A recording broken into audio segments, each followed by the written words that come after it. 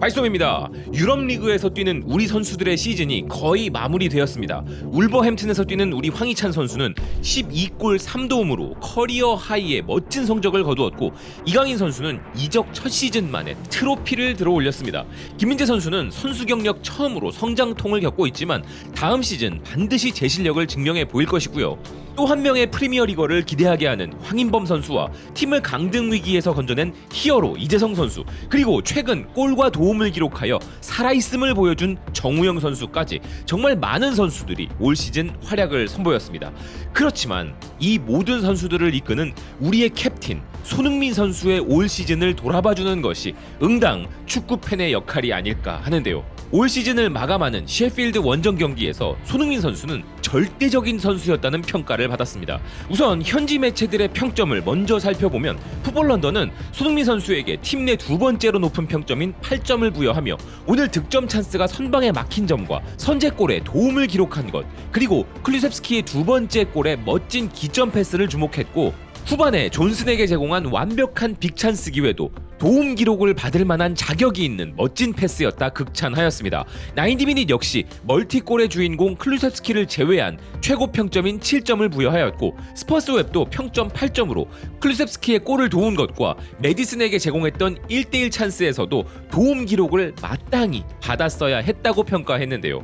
또한 기사는 그 자신도 몇 번의 좋은 찬스를 얻었지만 상대 선방에 막혔다면서 왼쪽에서 더 날카로워 보였던 것은 물론 세 번째 골의 기가 막힌 아웃프런트 기점 패스도 칭찬했습니다.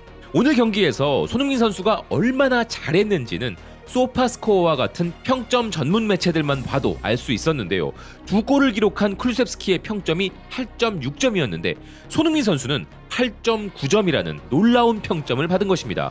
오늘 손흥민 선수는 완벽한 빅찬스를 2개, 키패스는 5개를 만들어냈으며 무려 95%라는 놀라운 패스 성공률을 선보이며 그가 팀의 창의적인 부분에 있어서 얼마나 큰 역할을 했는지 보여주었습니다.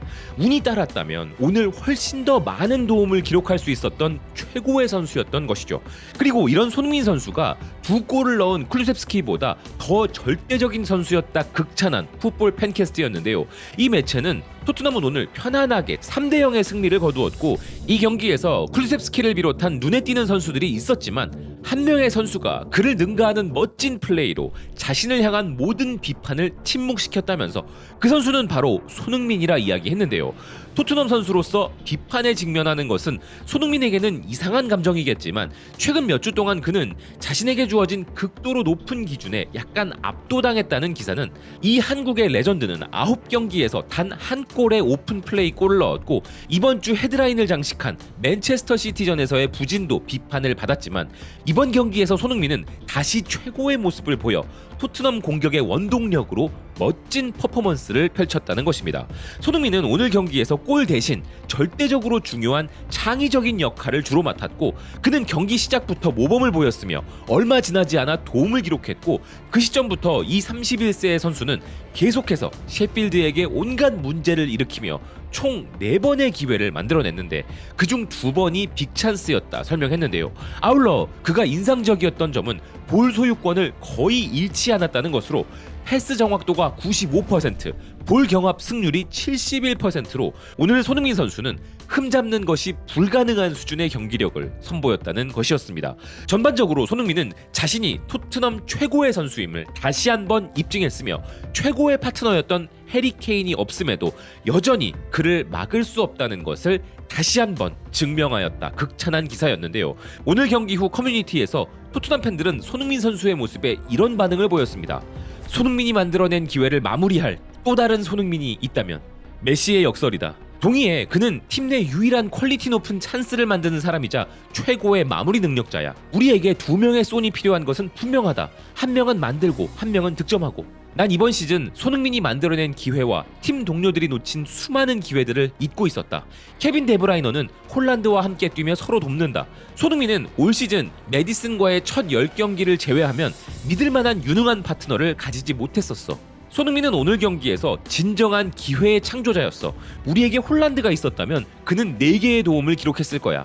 이번 시즌 그가 만들어낸 기회를 마무리할 수 있는 동료가 없었다는 점에 공감해. 드디어 에릭센의 대체자가 나왔네. 그건 쭉 손흥민이었어. 손흥민은 주장으로 이번이 첫 시즌이었다. 올 시즌 시작할 때쯤 바이스톰은 손흥민 선수의 경기를 감상하는 방법이 단순히 그의 득점뿐만 아니라 손흥민 선수가 주장으로서 팀 전반에 영향력을 끼치는 모습을 보는 것도 추가되었다고 말씀드린 바 있었는데요. 실제로 올 시즌을 끝낸 이 시점, 많은 전문가들이 케인 없는 토트넘은 하위권으로 떨어질 것이라 전망했었지만 그런 전망은 모두 깨져버렸죠. 손흥민 선수는 토트넘을 유로파 리그에 입성시키는 5위 자리로 이끌면서 케인이 있었던 지난 시즌보다 오히려 더 높은 곳으로 팀을 끌어올리는 위대한 주장이 되었는데요. 사실 맨체스터 시티전에서 절호의 찬스를 놓쳤던 한 번의 실수를 두고 올 시즌 내내 멋진 활약을 한 선수를 비판하는 사람들이 많았죠.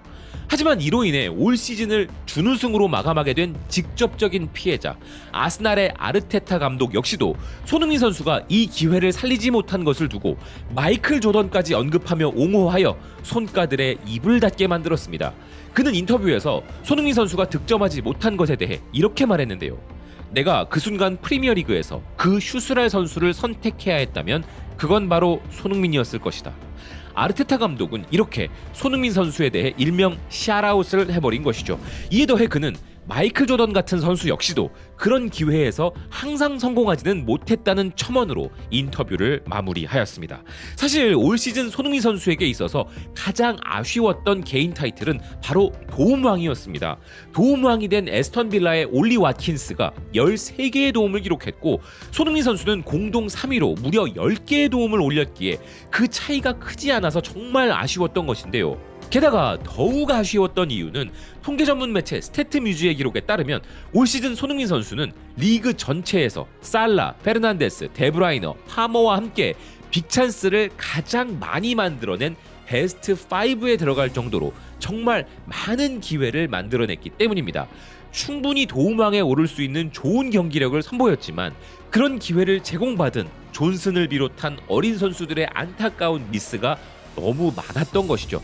그나마 클루셉스키는 마지막 경기에서 손흥민 선수의 패스를 골로 연결해 주어 손흥민 선수가 골과 도움에서 모두 두 자릿수를 찍는 10-10을 기록하게 해주었고 이 기록으로 말미암아 손흥민 선수는 진정한 리그 레전드 반열에 올라서게 되었습니다.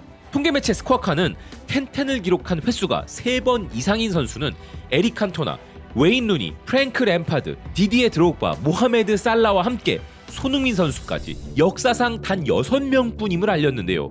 손흥민 선수는 이런 쟁쟁한 레전드들과 동등한 반열에 오른 것입니다. 이에 대해 토트넘 팬들은 이런 반응을 보였습니다. 나의 캡틴, 당신이 있어서 행복해. 놀라운 성과야. 그는 저중에 챔피언이 되지 못한 유일한 선수야. 게다가 주변에 슈퍼스타도 없이 해냈어. 요즘 난 그가 은퇴하거나 떠나는 날이 두렵기 시작했어. 그리고 어디 이런 위대한 기록뿐이겠습니까? 손가들이 좀 봤으면 하는 것은 또 있는데요. 유럽 통산, 국가대표 경기 이런 엄청난 업적들을 제외하고 세계에서 가장 힘들다는 프리미어리그에서만 총 303경기에서 120골을 기록했고 62개의 도움과 83개의 빅찬스를 만들어낸 선수가 바로 우리 손흥민 선수라는 것입니다. 국가대표팀에서와 분데스리가 시절은 말할 것도 없고 프리미어리그에서만 해도 2015년부터 우리에게 얼마나 많은 행복한 순간들을 만들어낸 선수인지를 기억해야 하는 것인데요. 여기에 더해 손흥민 선수는 프리미어리그에서 8시즌 연속 10골 이상 기록한 선수로 사디오 마네, 티에리 앙리, 해리 케인, 세르히오 아구에로, 프랭크 램파드, 웨인 루니라는 선수들과 함께 레전드 반열에 오른 선수이기도 합니다. 게다가 프리미어리그에 손흥민 선수를 포함하여 앨런 시어러, 티에리 앙리, 로비 파울러, 해리 케인까지 총 5명밖에 없는 4시즌 연속 해트트릭이라는 엄청난 기록도 세웠는데요. 다 떠나서 그냥 올 시즌에만 해도 손흥민 선수의 기록은 리그 엘리트 수준 그 자체였습니다.